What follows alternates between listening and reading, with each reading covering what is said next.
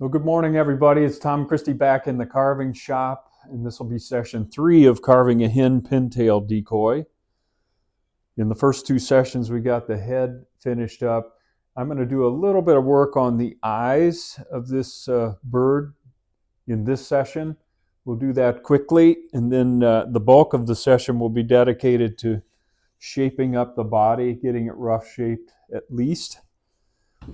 Hey, if you're enjoying my channel and getting some value out of it, please consider hitting the subscribe button. That does help me out. It's free. I'll keep it that way. And I would appreciate that show of support for the channel as I continue to grow and build this channel. All right, let's bring the camera in, take a look at the work that we need to do on the eyes first, and then we'll get to the body. Welcome back. Okay, in the last session we used epoxy sculpt to mount the eyes. I've been doing a little work on this, and as a reminder, I've made these eyes a little sleepy with a little bit of a lid underneath. And I'm using an X-Acto knife, which won't scratch the glass, and shaping those eye openings up. They have this kind of crescent shape to them in this lid partially closed position. So I've got those opened up a little bit. The epoxy sculpt needed a little bit of sculpting, and I wanted to show this one more time. This is a technique that I just kind of ran into as I was working with epoxy sculpt, and I didn't want to get sandpaper close to those glass eyes where they would be scratched. But I'm kind of side scraping the epoxy sculpt, and it works really well to smooth it out and to finish the shaping of the eye and to blend into the surrounding area. And especially around the eye, I've used this side scraping approach with great success. So I just wanted to mention that.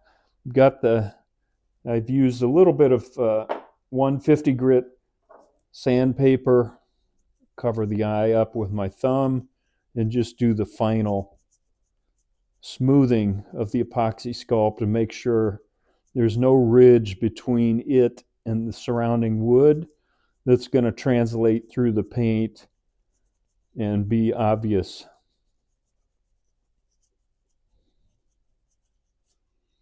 All right. That's looking pretty good. Let's talk about the body. I've got the head, neck position marked out here so that I won't take that wood off. I want to leave that nice level shelf there. This bird is going to have pretty extreme crossed primaries. So I've got those penciled in. I've penciled in the tail position as it meets the rump here, and also the length of the tail feathers so that I keep that in mind as I'm carving. I know where the side pockets come back. And I need to consider whether I'm going to have speculum out on both sides or one side. That just kind of, I make those decisions as I go. But definitely on this side with the head turn, I want some speculum showing so that I can paint that in. And it's kind of a nice feature of the hen that's otherwise pretty brown overall and nothing too striking, but a beautiful speculum, and I want to show that off. All right, let's go to the carving bench, start shaping this up. The first thing I'm going to do is general rounding of the body and forming of these cross primaries in the tail, and then we'll do some detailed carving after that. Okay, I'm going to start with this 3/4 inch round nose saber-tooth burr, fine tooth. The yellow version is the fine tooth. And I'm going to use the front of that ball to begin to shape the area around the neck and leave that neck shelf flat. Let's start to round the breast.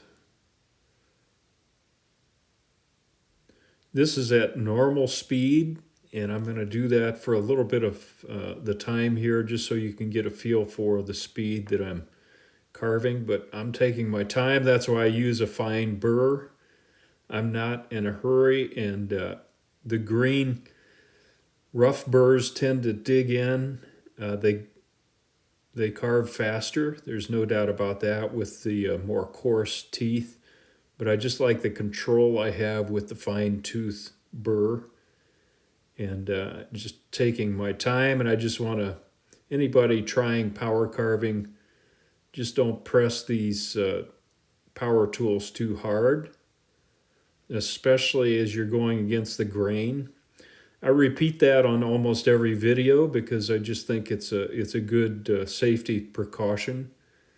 Just take it a little bit at a time. Don't try to take off too much in a big hurry. This grain shifts in Tupelo, so you're never exactly sure which way the grain is running. You have a general idea, that it's running lengthwise of the decoy, but it kind of twists and curls around within the wood. And so you need to be cautious, especially pulling a burr against the grain. It can snag and jump, and we don't want that. All right, I've kind of got the breast rounded. I will speed up the video here so that I can take you through it a little quicker than watching at normal speed. All right, this is 2 times speed, and I'm just working to the other side, similar to the side I just completed, leaving the neck profile intact and beginning to round the breast, and taking this area down where the side pocket meets the breast there. There's a little bit of a indentation there and some definition around the formation of the breast there. So I'm trying to duplicate that in the wood.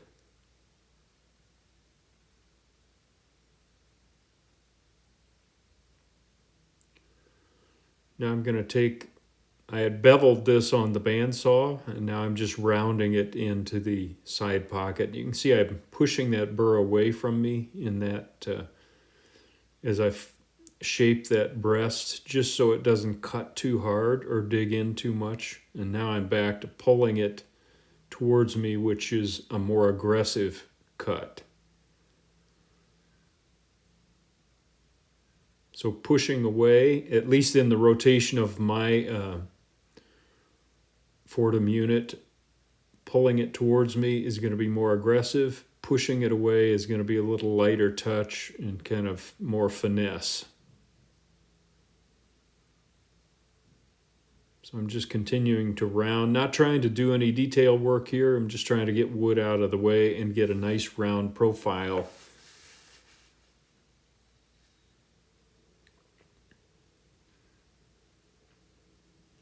Okay, I'm going to slow the video back down here because this area is a little touchy. I'm going against the grain here, but I'm just trying to remove wood on either side of the primaries. And I'm just signaling that if I press too hard here, the rotation of the burr is going to try to pull it down and jump around. So I'm just using a very light touch as I pull against the grain here and remove wood. The key is, and I'm going to repeat myself, don't go too fast. In my experience, if I get too aggressive, it doesn't turn out well. But I like using this big 3/4 inch burr with the ball nose because I can remove quite a bit of wood in a hurry, as opposed to using a much smaller burr or other types of bits that remove wood. This 3/4 inch really takes wood off quickly. I'm working that other side of the cross primaries just again to begin to cut wood out of that area so I can work down and shape the upper side of the tail. and then I'm rounding that as it goes into the body. I don't want to take too much wood off there because I want to carve the tertials in on this bird, so I can't cut too deep there. We'll come back to this V notch area later with another bit. Right now I want to begin to work to form the upper side of the tail. So I'm using the kind of the ball nose to begin to remove material on the top side. I've penciled in the guideline on the side there where the tail comes down and meets the body, and I'm just following that line. You can't see it here, but there'll be better views here coming up. And then once I've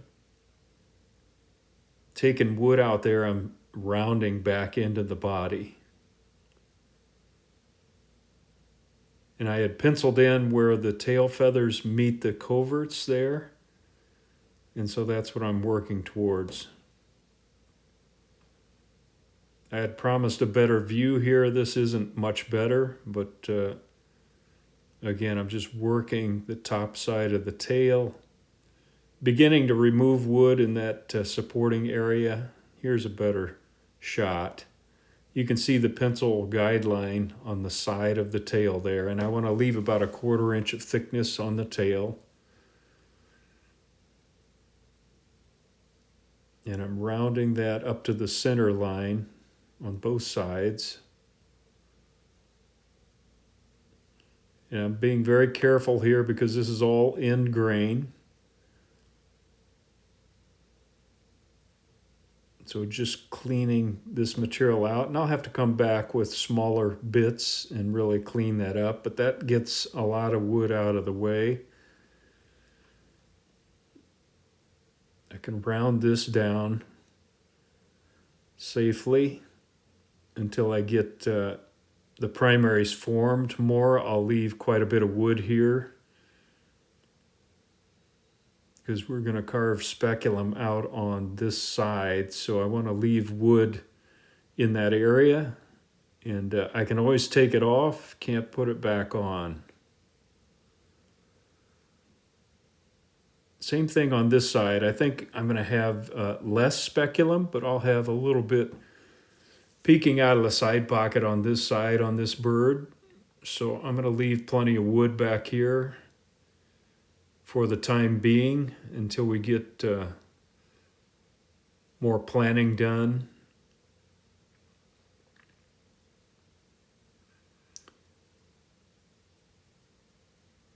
I'm going to work on the underside of the tail here, the rump. Again, I'm going against the grain, so going very slow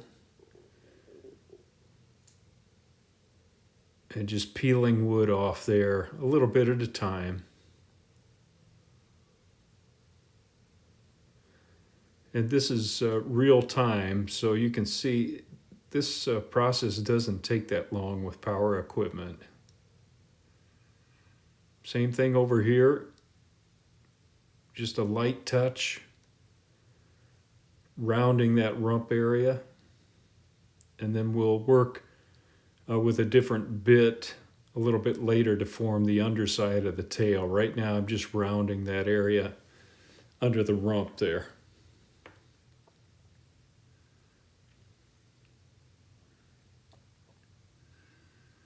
All right, that's good rough rounding. Now I want to work on this section between the primaries. I'm switching to this cylindrical bit, and this I'm going to use a lot of caution. I'm just using the edge of the bit and begin to shape that top group of primaries are going to overlap this other group of primaries. But I'm just working very slowly.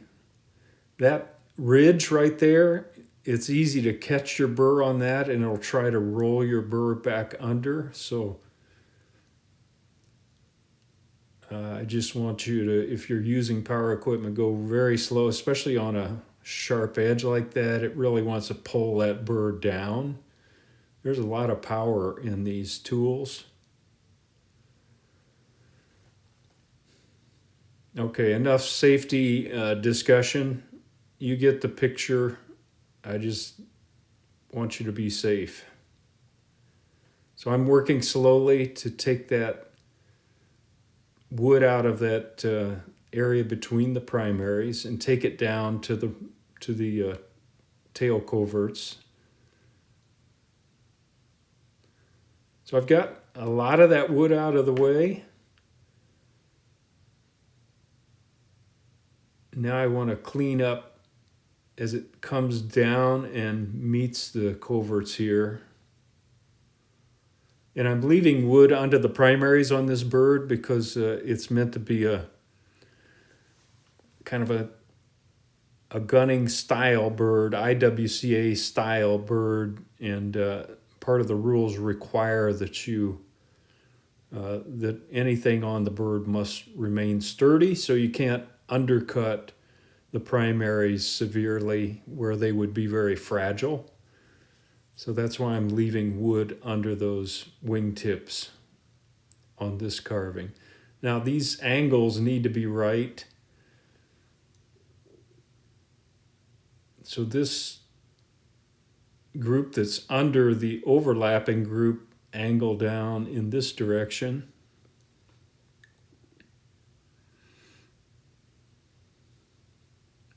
So I'm just taking the level down on that, and they need to be slanted, and these need to be slanted in this direction.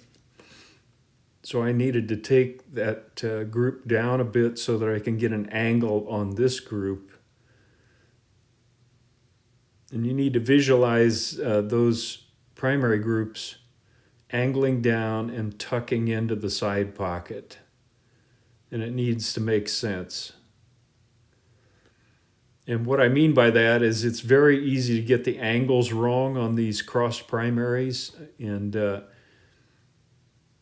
oftentimes in judging, I see that the angles are way off. And if you would follow a line of the primary group, the wing would have to be somewhere out in space to make sense. And just keep in mind that wing is tucked inside the side pocket. So the angle of the primaries need to convey that and make sense. Okay, now I'm taking off a little more wood. We've kind of got those roughed in at this point, and I'll use some other equipment to refine that. Now I'm beginning to shape the upper side of the tail using the edge of this. There's a better view, beginning to define those feathers as they meet the side of the rump there.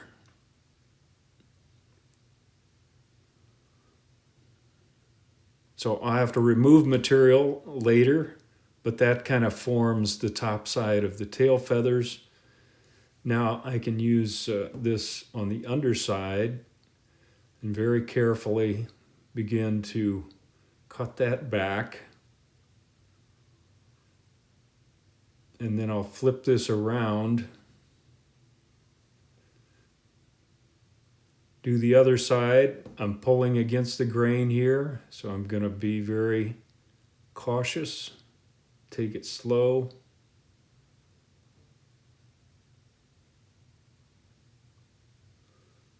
And begin to peel out wood under that tail.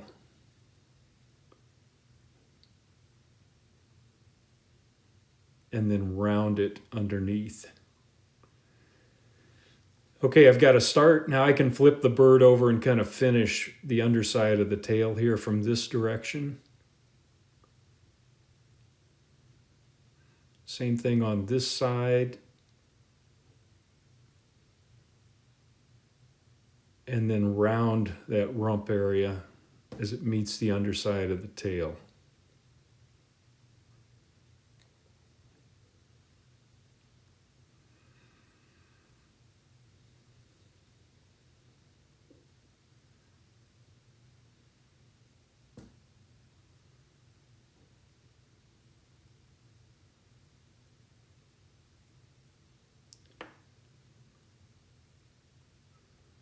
Again, I'm running this all at normal speed.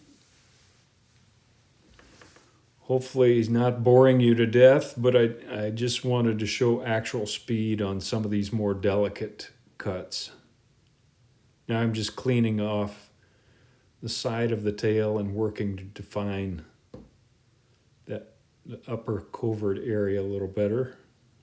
Taking that wood out where we cut in the shape of the upper side of the tail. And I can take most of that out with this bit and get it out of the way, and then we'll refine it later with smaller equipment.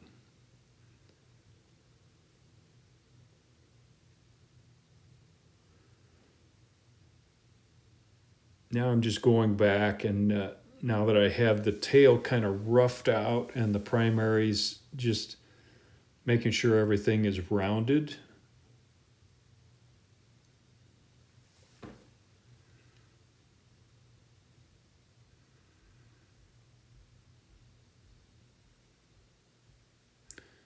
Now I am going to shift to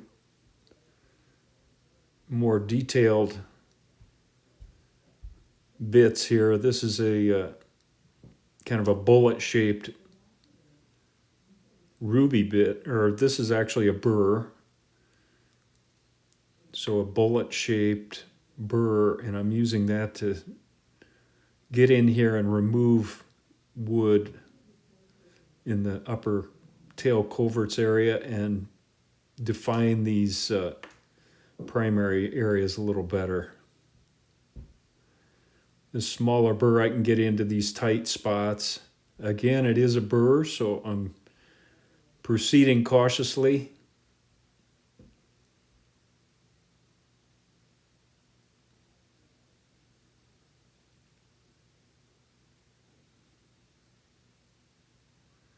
But the shape of this burr allows me to get in there in these tight spots and kind of finish the job.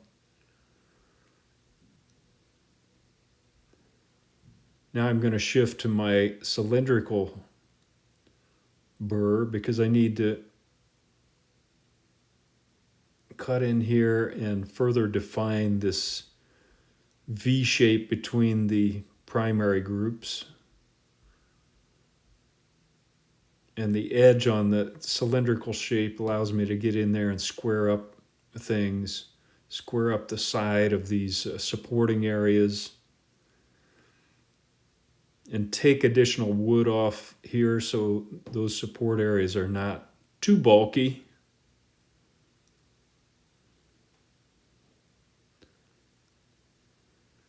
I can use the edge of this to clean up this crossed area between the primary groups.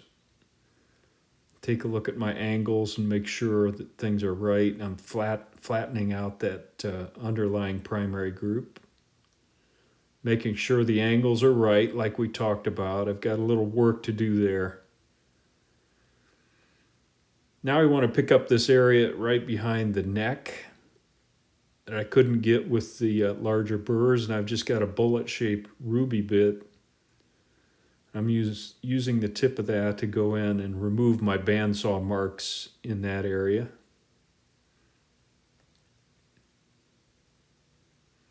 Flip it around and get the other side here.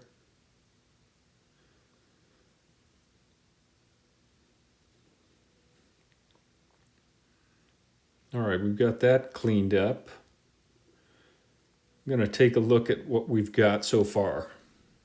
Okay, I've done some layout work on the body, transferred the dimensions of my pattern onto the height of the side pocket and the way it dips down and comes back up. I've got the cape positioned, and then I've got a top-down view about the width here and here.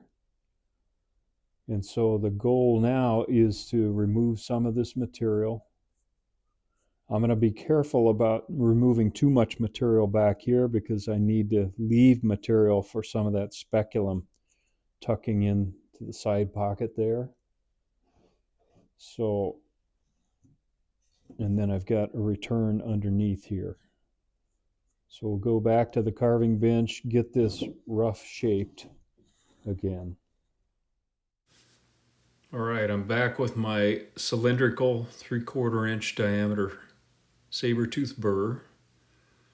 I'm going to use the edge of that burr to take several slices here, but I'm following the top-down profile and the side profile. And I'll take wood out with multiple passes here until I meet both of those pattern lines.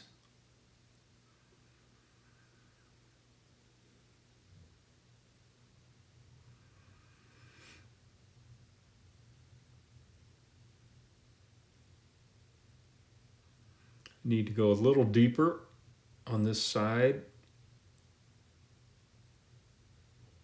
And I'm taking that right to the back where the side pocket meets the rump and following both pattern lines. So I've got that roughed in. Now I want to take a little wood out here under the rear edge of the side pocket just to form that up a bit.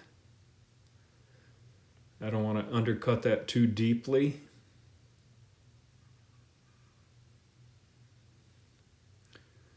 All right, I've got both of those cut in. Now I want to lower this area a little bit up front as it meets the cape and create a little bit of a V in the back here and take material down on either side of the cape so that the cape is a little bit raised.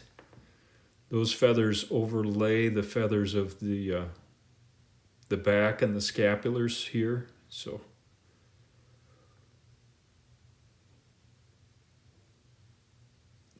I'm leaving that cape area raised a bit, taking wood out here, and now just kind of blending the cape so there's not a hard edge there.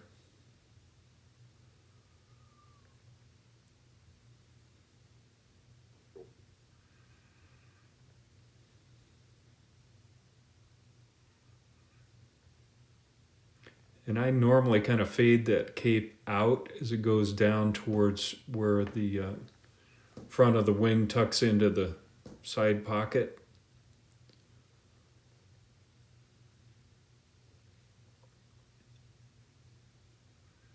So a little bit of definition of the cape. Now I can start rounding wood up and around the back, the rear of the side pocket here.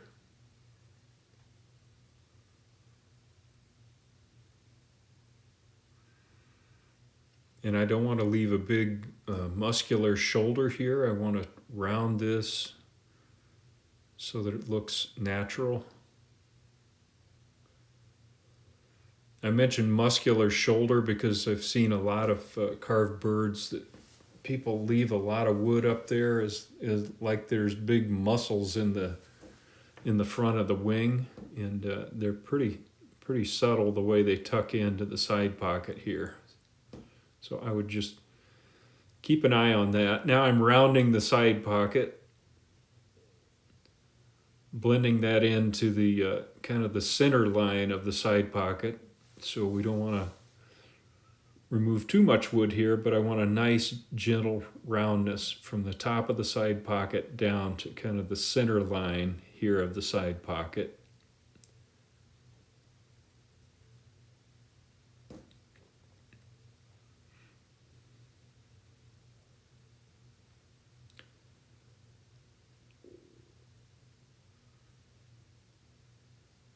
Got that fairly well shaped up. I need to do some more rounding up here. I'll speed up the video now as we shape up the other side of this bird. All right, I'm at 2x speed. Kind of got that side shaped up.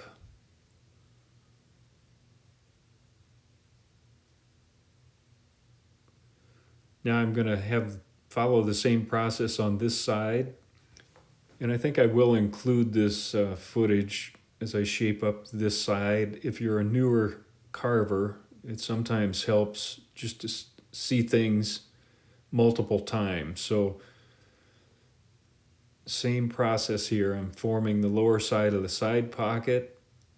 I'm meeting my side profile and my top-down profile. And now I start rounding the side pocket. Don't leave a big shelf on the top of the side pocket there. You want a nice curvature to convey softness in the bird. We don't want anything left square.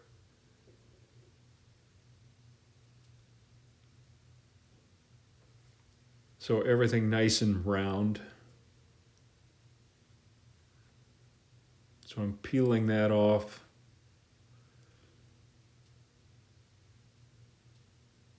Give a nice curvature to the center line of the side pocket. You can see that back profile is starting to shape up nice and round.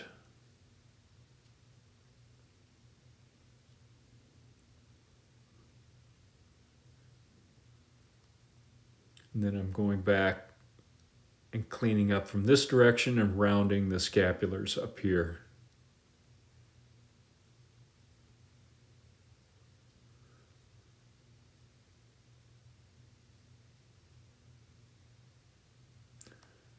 Once I get this rough rounding done, I want to stop and take some dimensions and make sure I'm close to where I'm supposed to be. Just stopping the rough carving for a second to do some dimensional and symmetry checks. That checks out. It looks like this area I need to drop a little bit further to match up with that other side. And then the distance across the back here, that looks good. I think I'll make that final adjustment in the rough carving. We'll be pretty close.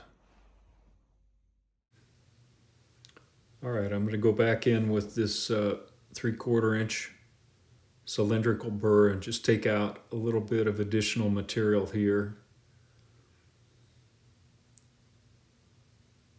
And just make this side match up better with the opposite side, so that from a front view, it doesn't look like the bird's cockeyed. And you could say, hey, Tom, no bird is perfect, and that's exactly right. I just think in a carving, when you're using a hard surface, it's important to get symmetry right where it makes sense to try to convey symmetry and softness in that hard surface, which is a challenge.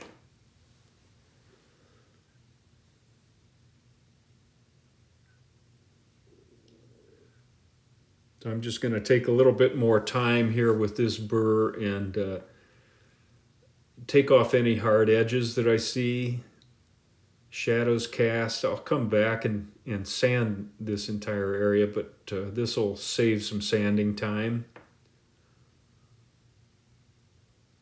So I might as well use the burr. You can see some edges that I need to deal with there. I use overhead lighting a lot to help me identify areas that I need to attack. Now I've got it shaped up. I'm going to use my 1/2 inch sanding drum here with 150 grit Swiss sandpaper on it and just go over the entire bird and rough sand it with this tool. And I'll do some hand sanding after this, but if I work this with this tool, I can save a ton of hand sanding time. Just getting areas like this that need a little additional wood removed. So I use this tool to kind of finish the sculpting of the bird and remove all the tool marks and rough sand everything. So I'll go over the entire bird, get that done. You don't have to watch that, and then I'll come back.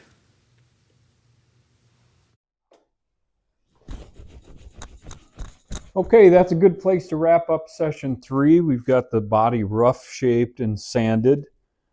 The head is done, and in the next session, we'll add some detail carving to the body. Not a lot of detail, but some of the feather groups, and pull that speculum out like we talked about.